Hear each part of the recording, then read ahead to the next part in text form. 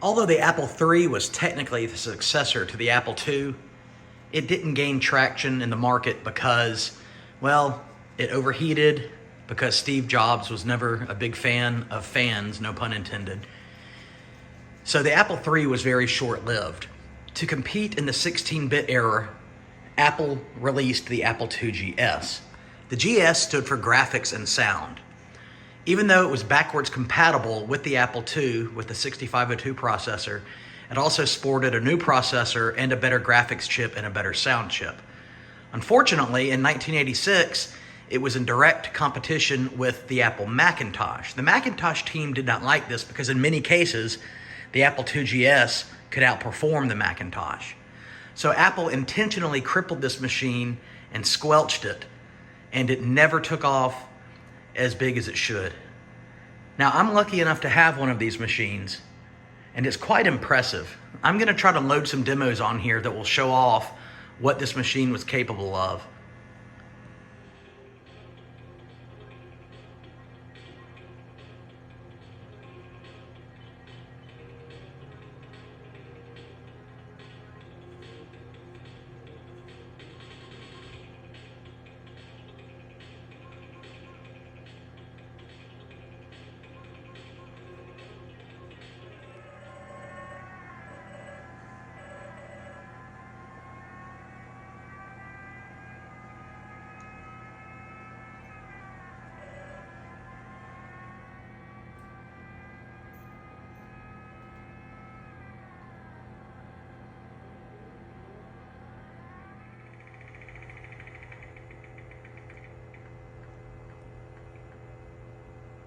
This is technically not a game for the 2GS. This will run on a regular Apple II, but it's still impressive.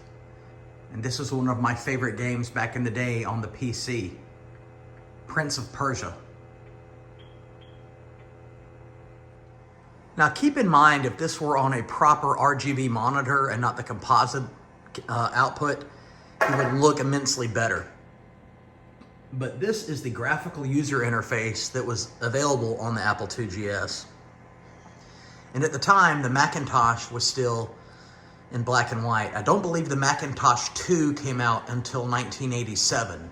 So the Apple II GS had a very similar graphical interface to the Macintosh, but it was in color.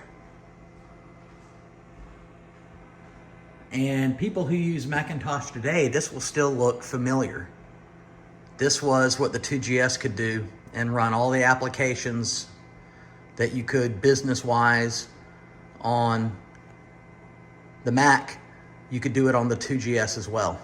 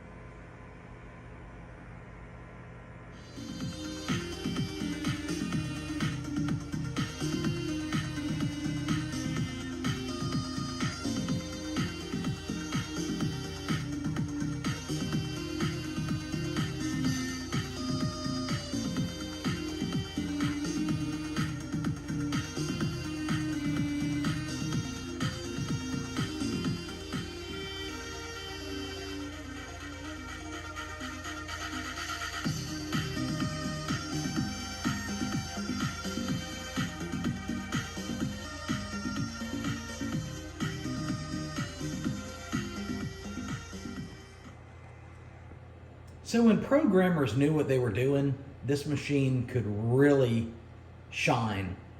Unfortunately, because it was such a short-lived machine, there were very few games that came out that were specifically for the 2GS. Nowadays, in the retro community, there is still stuff coming out for it, just like so many of all these other retro machines that I have. So it still has, life in it, and I'm very happy to have this machine. Also, it's plugged into my Amiga right now, but with the Y modem 232, It can go online and call BBSs and stuff. So it's a cool machine. If you've watched this long, thank you very much.